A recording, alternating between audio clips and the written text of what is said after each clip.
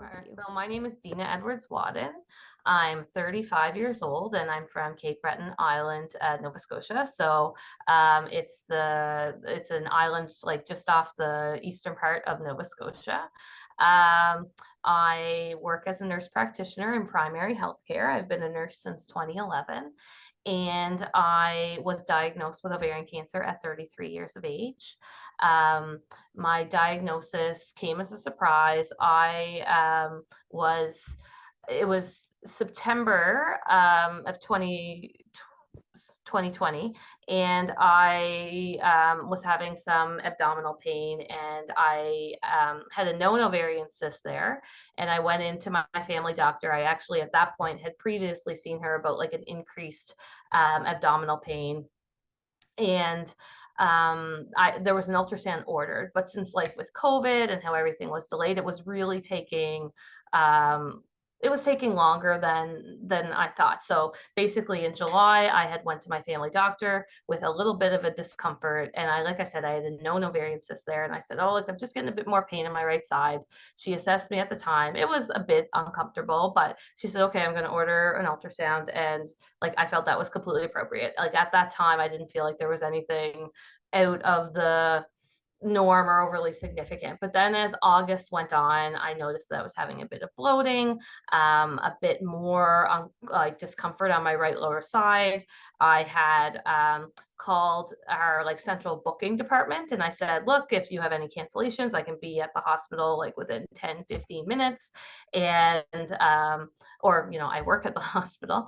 And they like took my name down for a cancellation list, but I wasn't getting any calls. So then at that point, I made an appointment with my family doctor, and I went in to see her, and I just said, I know we were waiting, but things have worsened. Like this pain, still the same type of pain, but it's worse.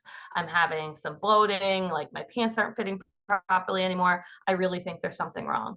So she ordered an ultrasound, and the cyst that had been 5 centimeters that they were just kind of monitoring back in February had grown to 20 centimeters in size. So even at that point, like the look of it was very cystic in nature. They still weren't thinking necessarily it was a cancer. So the morning I went to my family doctor, she ordered the urgent ultrasound. I had it right away. Then from the ultrasound, I went back to my family doctor, and she told me basically where her office is just across the hall was the gynecologist that was on call. So I went over to the gynecologist office, and even then, like the conversation was, well, maybe we'll take it, like it looks like a large cyst. We'll take it out like sometime in the next week or two. And I just said, like, I'm really uncomfortable. I'm concerned. And at that time, I was actually concerned that my ovary was torsioning, like it was twisting and untwisting, because I was getting like these bouts of sharp pain. And she said, okay, I think we should take you to the OR right now.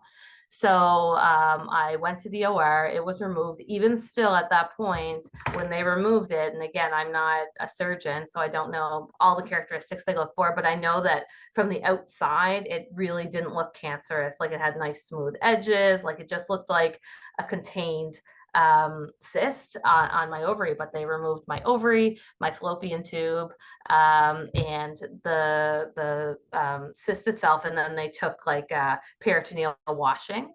So anyways, I was just waiting for the pathology. I was admitted, I think maybe 2 nights in hospital, a night or 2 nights. And she had told me that she'd call back in a couple weeks time with the results.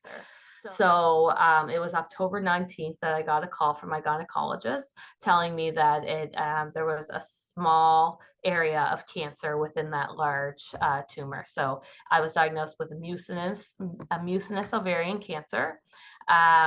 They felt it to be stage 1, but mucinous ovarian cancer, it's a rare subtype. So as we know, ovarian cancer has lots of different subtypes, and it's a rare subtype. About 3% of the population, 3% of people diagnosed with ovarian cancer, it's a mucinous ovarian cancer.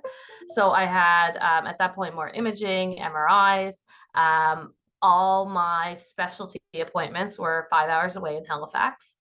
And they really did feel that it was a stage 1. So I had an MRI, it looked good, but all along they were like, okay, This is good, but we really need to make sure, because mucinous as well, it's a bit of a funny duck.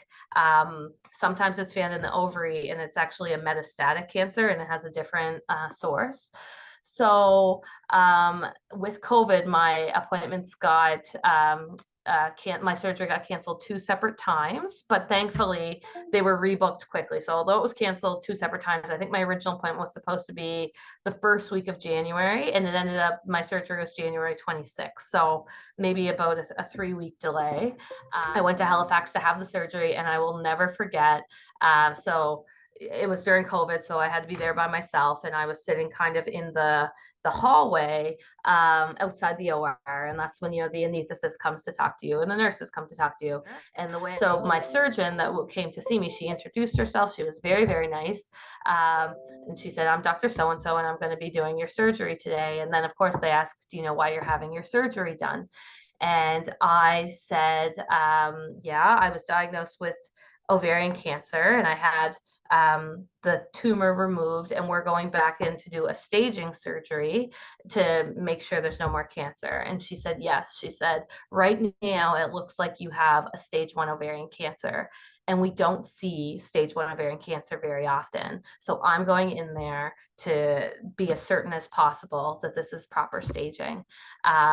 So as scary as it was to hear her say that, it was it was also it was just sad that it's just so rare to see that in ovarian cancer, because of course the months preceding, I did a lot of reading, and I did read up on the statistics. And although I do work in the healthcare field and I was aware of the signs and symptoms, and that's why I did advocate for myself so much, I don't think I realized there hasn't been an improved survival rate with ovarian cancer in the last 50 years. 3/4 of people diagnosed are diagnosed in late stage, which of course carries a poorer prognosis. So,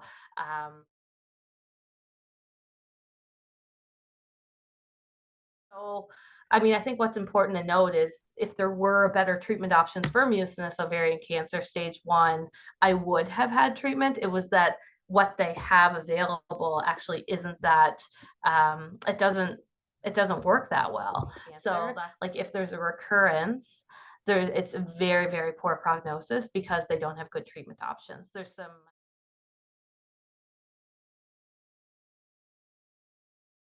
So I am monitored every 3 months right now. I think that's a pretty standard following. So every 3 months for the first 2 years, I guess.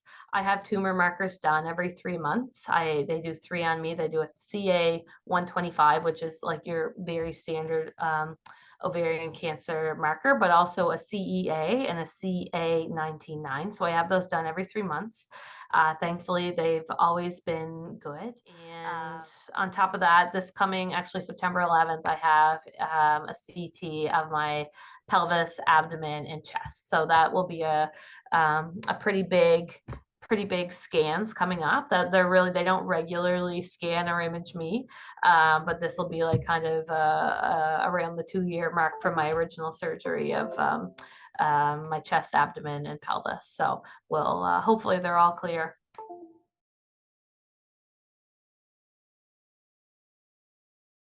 Honest, I definitely have good days and I have challenging days.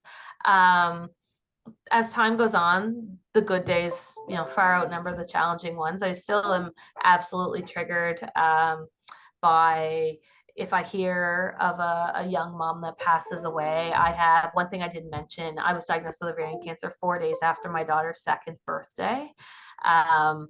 So I find that very triggering. Like, for instance, when I was kind of going through all of this, I was looking for a success story. I was looking for someone that had a good outcome from ovarian cancer, because unfortunately, a lot of the stories we hear are about this silent killer, and that is exactly what it is.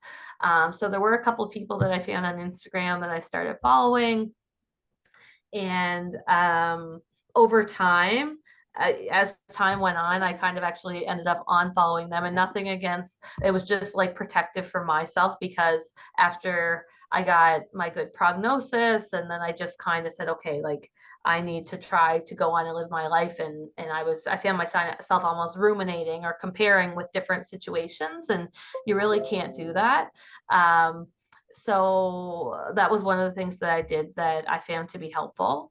I actually had, as you know, Alicia, because we've talked about this off camera, but I've had a somewhat of a change of profession. So I was working full time as a nurse practitioner, and I love my job. I love what I do. I work in primary healthcare. I'm a really big, like even prior to ever being diagnosed with ovarian cancer, I'm a real health care advocate. I believe in primary prevention or preventative screening. I believe in healthy lifestyle. I believe in healthy communities, and that's something I've always been really passionate about. Um, Working in primary care, I see people all across the lifespan, including patients with concerns that could be cancer or could be related to cancer, or patients that do have cancer, concerned about a recurrence, or so I see a lot of that type of patient, and I really found it to be challenging when I was dealing with my own diagnosis and to be helping managing patients with theirs. So I have always been someone to have pretty good insight into myself, and I just decided like I needed to a change. So while I was going through all that I was going through, I took a year leave from my job as a nurse practitioner. But I knew I wanted to continue to work. For me personally, being at home would not be helpful. I'd be probably just on social media reading up research studies or something, and it's just my personality, and I know that it's not great for me. So I started teaching nursing at the university here, and I really, really enjoyed it. I enjoyed it a lot more than I ever thought I would. Um,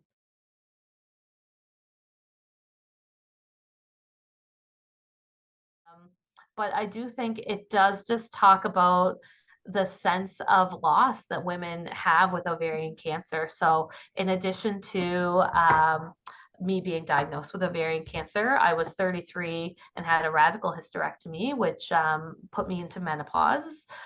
With that comes its own risks of um, dementia, increased risk of dementia, increased risk of cardiovascular disease, increased risk of osteoporosis. Like there's other ones, but obviously I'll take that any day of the week versus what the alternative would have been. But it's still a loss.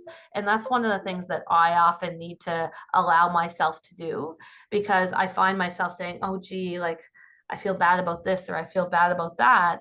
And then I'll say, well, Dena, you're fortunate. You have this good prognosis when many others in the same shoes don't. So but then I think to myself, but my feelings are still valid. It's still valid that at 33 years old, I'm not biologically able to have a child, and I'm not able to carry another child. Like it wasn't our plan to have. We were planning on having more children, um, but at the same time, I'm so fortunate. I have a perfect, beautiful little girl, but it's still valid to have those concerns. So that, is one type of loss that I still grieve. And another type is the previous life that I once had, carefree Dena. And I've had different friends say to me, like, oh, like you're just not yourself anymore. You're just not yourself since your diagnosis. And I'm not. I've gone through a lot. And that's okay too. It's okay that I'm not the same person because I have different lived experiences now. And then, another layer to the onion is I now have switched a job, and although I'm in a job now that I also love, and I think this will bring me new and different opportunities that I never would have gone down the path of, I still grieve the job that I had originally that I loved. And I think while we I'm fortunate in a lot of ways, and I absolutely recognize that. I think I'm allowed, and this is something, as I'm saying it to you, I'm saying it to myself because I have to say this to myself a lot. We're allowed to grieve the stuff that we lost because of the diagnosis that we had. Totally agree.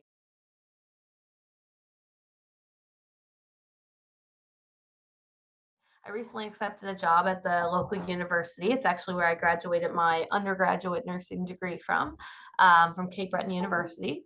I'm a big believer in researcher, and I've seen with different types of cancer what research dollars can do and how it can improve survival rates. And as I alluded to before, there's been like I recently did a presentation, and I had a picture of Neil Armstrong on the moon. And I asked, do you know why I used this picture for this presentation? They a couple of guesses. And I said, because if you were diagnosed with ovarian cancer the day that this happened and you were diagnosed with ovarian cancer now, the survival rates are pretty well the same. We really haven't made much progress. But what's reassuring is there's really, really smart people out there that are onto some really great things. And like we're close, but we need to raise awareness about it. And like I think for ovarian cancer, the time is now. So, anyways, I said, like, wouldn't it be cool with this $50,000 grant if little old Cape Breton, which is where I'm from, we donated like $5,000 to it or something. So I had reached out to them and they said, well, the way it works, we already have our grant money, but whatever you can fundraise, we will add on to this grant.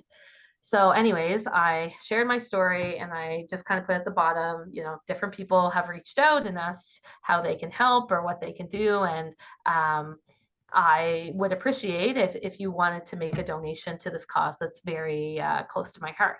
So anyways, I had like posted it on my phone and I said to my husband, so my plan was, I can't remember the exact date I opened it, but from 10 weeks to that day was World Ovarian Cancer Day, which also fell on Mother's Day.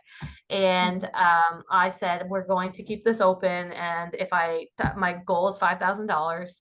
And if I don't get 5,000 from the fundraiser, then maybe I'll, have a bake sale or, figure out something else. So anyways, I remember I like closed my phone and we went out. I still remember we were going to Home Depot. So when we got to Home Depot, which is about a 10-minute drive from our house, I looked at my phone and it was already over $2,000. I was like, oh my goodness.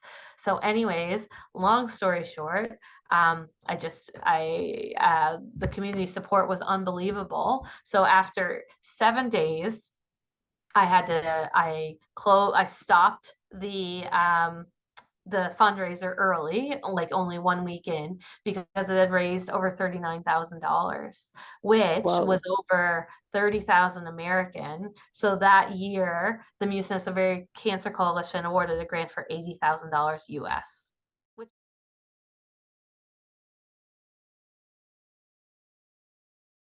So then I had already talked previously that I just kind of wanted to have like a run walk. I've always been big into the running community. I got out of it a bit after my surgeries, just with the nature of the surgeries, I wasn't allowed to be running. But I wanted to organize a run walk. So anyways, the plan was originally for around 100 people. And I have some really good friends that are local and they reached out to me. They're like, Dena, well, we should put a brand on this, because I was calling it like the Mother's Day walk, because it also fell World Ovarian Cancer Day. And then they have like a local marketing company, and they said, like, we want to do this as like a donation of our time, but we're going to give this a name. And then I have another friend that was working with our local hospital foundation at the time. She's like, Dena, like, we can help you with this. And it was so nice because like so many, and my personality is just to try to take things on myself, but these people were coming out and like, we can help you. So anyways, the hospital foundation got on board. My friends with their business is called Anchored Ideas. So they got on board. They called it Teal to Heal. So teal being the color of the ribbon for ovarian cancer. So we started promoting this Teal to Heal event. And we looked for community sponsors and the way that the hospital foundation, they have a site so people can sign up for the run. So what was really important to me was that it was a free event. So I already knew from my own experience the cost that comes along with cancer. And as I mentioned before, I realize that I am a fortunate person, that I have insurance to cover my medications. We have a vehicle that we can drive to Halifax when we need to. We don't need to rely on other people. We're fortunate enough that we can afford the hotels for the stay and the gas and the food. There's a lot of people, and in the area that I'm from, demographically, we knew that before COVID, 1 in 3 children lived below the poverty line. So um, I can just, I hate to even think about what that statistic is now, but I knew from the healthcare side of things, from what I do for a living, that people weren't having treatment, or they weren't going to appointments because they couldn't afford to get there, or it was such an overwhelming thought of all these barriers that were in place. What about my child? I'm a single mom. I don't have childcare. The psychological part that came along with it, like, I understand that. I have a drug plan that if I want to go see a psychologist to talk about how I'm feeling, I have that. Not everyone has access to that. And the real kicker for me was I was discharged. So I was in Halifax. I was admitted for a week after my surgery, and my husband and my parents had gotten hotel rooms while I was up because they had my daughter up there. And so we're all on our way home, after, what would have been a costly trip for me and my family for this procedure. And I had this prescription to pick up, and it was for a blood thinner that's standard of care for anyone that had major surgeries. And again, I had a private drug plan, but I couldn't help but notice on the bill before, like on the receipt, it'll say the cost and then how much my insurance pays. It was over $400. So I thought, can you imagine someone coming home from this and then having a $400 prescription to pick up? Like, so that was where I wanted to start helping. So this Teal to Heal is the name of the event. And then we created a fund called the Teal at Home Fund. And the Teal at Home Fund is through our local hospital foundation. And but this is like, so this is in the physicians and nurse practitioners and healthcare offices, as well as our cancer center and our hospital foundation. On the back, it talks about the fund supports travel, accommodations, medication, childcare, psychosocial support, respite care. And then obviously there's other costs that come up. So that's for gynecological cancer. So anyone in Cape Breton diagnosed with a gynecological cancer, the vast majority require going to Halifax at least once, most people multiple times. So with Teal to Heal, and this is kind of segueing into the research side of it, I always said I had like 3 main goals. So one goal was to raise money for this fund. So over the last 2 years, we've raised over $300,000 for this fund. And it's something that we will have every day on Mother's Day. And I want you to come next year as a special guest. And so $300,000 for that. But number 2, and what was even more important to me, was to raise awareness. So one of the best things we can do for ovarian cancer is to raise awareness of the signs and symptoms. So the amount of people that asked me if I had a normal PAP. And, I'm a big fan of the saying, when we know better, we do better. So I take that as an opportunity to say, well, did you know that PAP is actually for cervical cancer and it doesn't check for ovarian cancer? But while you're at that appointment, if you have any of these signs or symptoms, like, you should ask for them to have a feel of your belly. If you're having any bloating, lower back pain, urinary frequency, early satiety, meaning like you feel full a lot earlier than you normally did before. So one of the things that we do at Teal to Heal is we really raise awareness of the signs or symptoms. Anyone born with ovaries can develop ovarian cancer. So even if someone does not identify as female, they can have ovarian cancer. So those are all the signs and symptoms, that there's genetic testing that's available, that if someone, like, if there's a strong family history, that's something people should push for. We need to advocate for ourselves. And what I say, and I'm very clear about, is what I'm not saying is go to your doctor or your nurse practitioner and say, like, I have bloating, I have ovarian cancer. What I am saying is have a conversation with the signs and symptoms that you're having. And, they might say, oh, well, I think this could be reflux. Okay, it might be if you're having early satiety. That's another, that's probably the much more common thing behind it. But if you go on a medication for reflux and after a month it's not any better, you need to go back. And that's a really important message I have. And I think I'm in a special situation where I work as a healthcare provider and I've been a cancer patient, that if you don't go back to tell your family doctor or your nurse practitioner or whomever you're seeing that it's not better, then you can't expect for them to know. And I mean, I think we all have family members that they have a concern going on. You say, you need to get that cough checked out. Well, I already went and they thought it was this. Yes, but they don't know that the cough's not any better now. And it's similar with the symptoms. If you're having bloating, lower back pain, and you were told maybe it was one thing, it may very well be something else. And we need to follow up on that. And that's an accountability thing that we need to put on ourselves.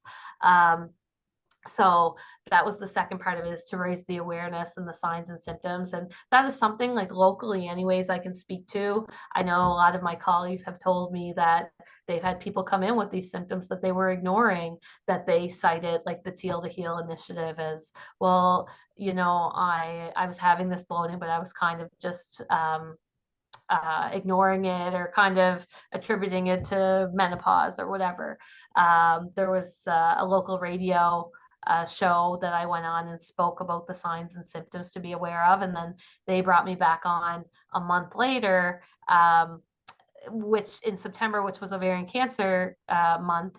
And they surprised me with a lady that was on the other line who had heard me talking, and she said because what I described was the bloating that I had wasn't a pain, and I think a lot of people think it would be painful. It was just a discomfort. It was just like a little bit of a discomfort, and what I said, kind of on my right side, it almost felt like a stitch, that if I like stretched my arm to one side, I could kind of relieve it a bit, which really was probably that I had this large cyst, and just by stretching my body kind of gave it a bit more room. So anyways, the awareness was number two, but number three for me, and the biggest one and the biggest part of it, is the research side of it. And this is just where I'm getting my feet wet right now. Working at CBU with a faculty position will enable me to do a lot of research. I've been working with some people from Ovarian Cancer Canada, and I'm looking forward to getting more involved and being maybe a representative for the Atlantic Canadian side of things, Atlantic Canada, and to look at how we can better provide pathways for people with symptoms, how we can look at finding, you know, improved outcomes for individuals. So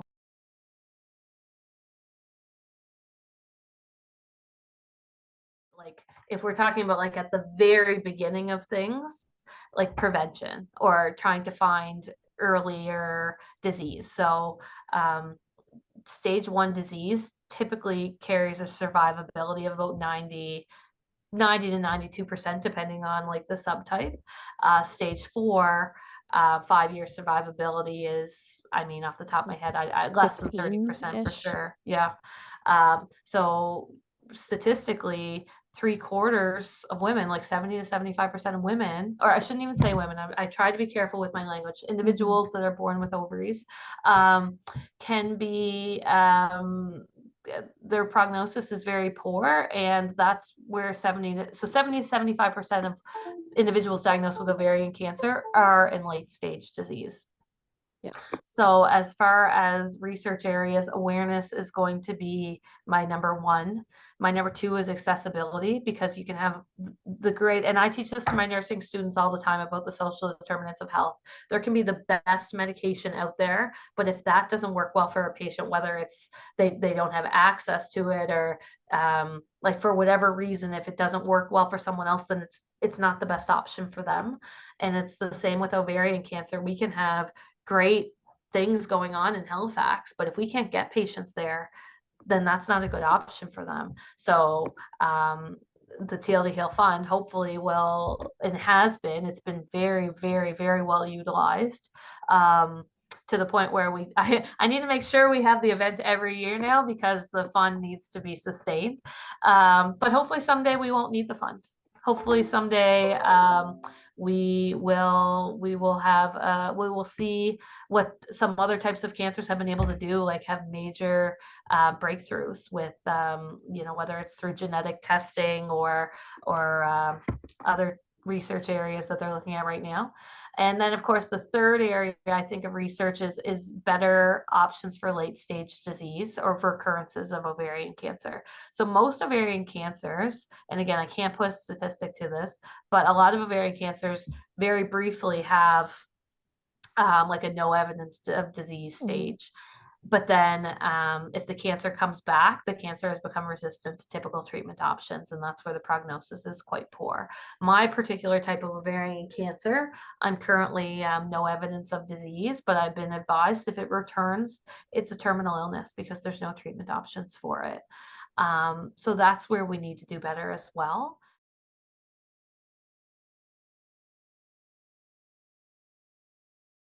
Mhm. So ovarian cancer, it's definitely led my life down a different path, as I said before. Um, Although the cancer itself, you know, if I could change it, would I? 100%. I wish it never did happen to me, but that's not how I live my life. It's happened, and we have to move forward. And it's made some great connections. I've made some good friends along the way.